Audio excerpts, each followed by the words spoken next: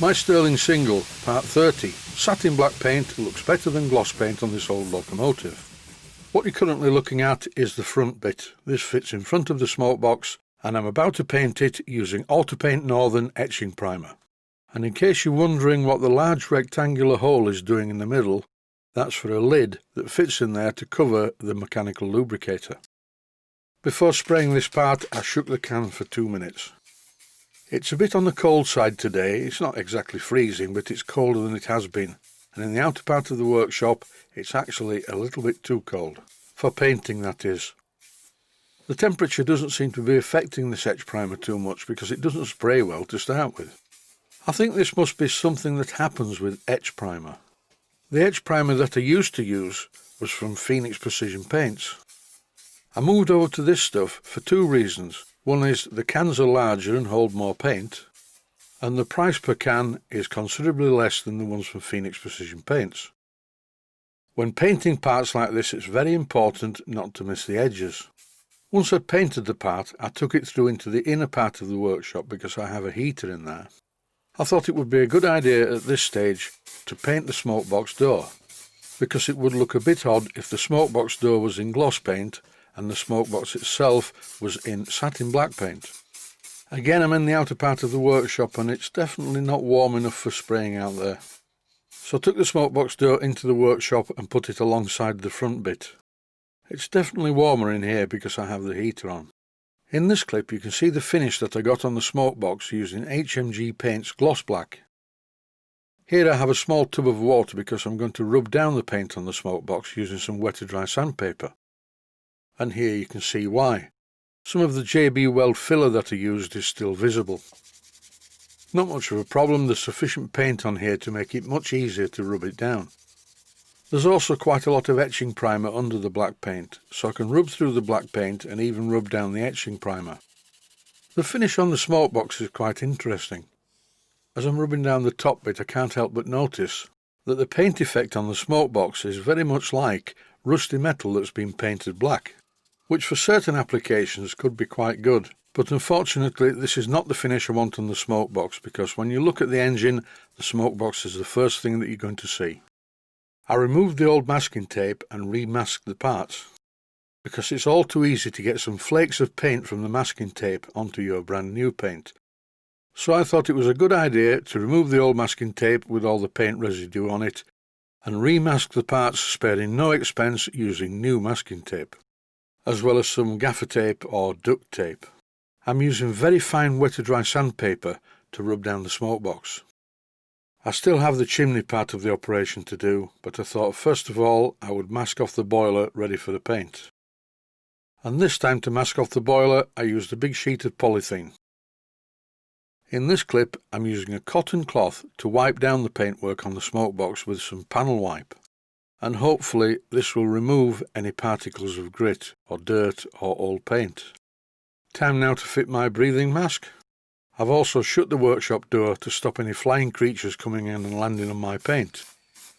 And here we go with the spray painting. I'm using H.M.G paints Satin Black. I really do like this stuff. I think it's the best paint I've ever used.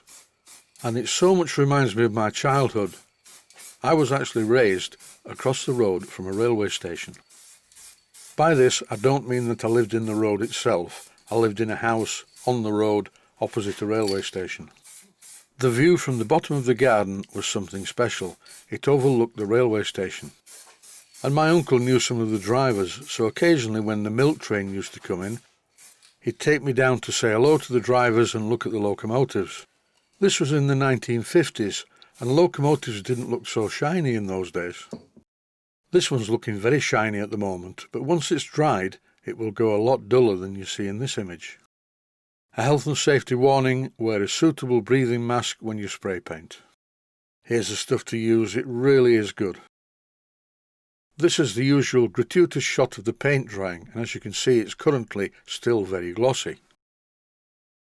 And it looks great like this. I wouldn't be too disappointed if it stayed glossy, but anyway, 24 hours later, it now looks like this. And this really is the best I can achieve. It teleports me back to being a 5-year-old looking at the big engines in the station. I definitely think this will be okay. The next job is going to be painting the main boiler wrapper, but I can't do that yet because I want to let the paint harden on the Smokebox before I mask that off so I don't get any paint from the boiler on it. And if I rush into this, I may remove the paint from the Smokebox when I remove the masking tape. And while on the subject of removing paint, I need to remove some of the excess paint from the hinges on the Smokebox door and all of the paint from the centre part. I moistened the rag with some panel wipe, but this didn't even touch the paint. Well, normally new paint is damaged by panel wipe, but not this stuff.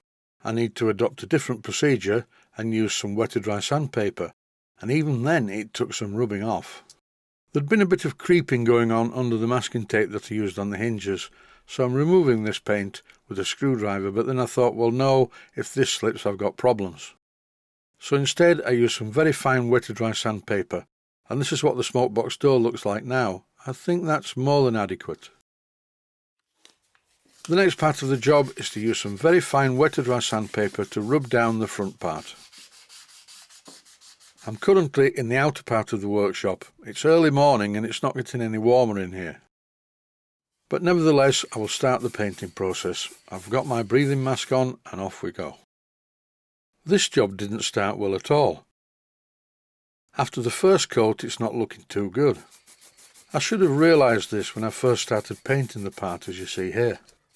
The only way to get a nice homogeneous coating was to put too much paint on. This killed the rivet detail and looked terrible. Take 2, remove the wet paint using panel wipe and start again in a warmer place. I'm in the inner part of the workshop and the heat has been on for about 3/4 of an hour, so it's nice and warm. The can of paint though wasn't very warm, so I warmed this up before I used it. Not much though, just the heat from my hands and plenty of shaking. And by shaking I mean the can, not me. Surprisingly enough, I don't really do dancing.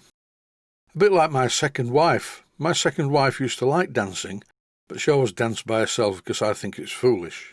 And besides, when she was dancing, she always reminded me of an arthritic stick insect. And after that I'd better go. I'd just like to say, as always, stay safe and well. Thanks for watching and I hope you found it useful. Please take the time to visit my Mainsteam Models website and click on the section of the website that says Video Playlists. And by doing that, you can find other videos that you may like to watch. And by using the playlists, you can actually watch the videos back to back.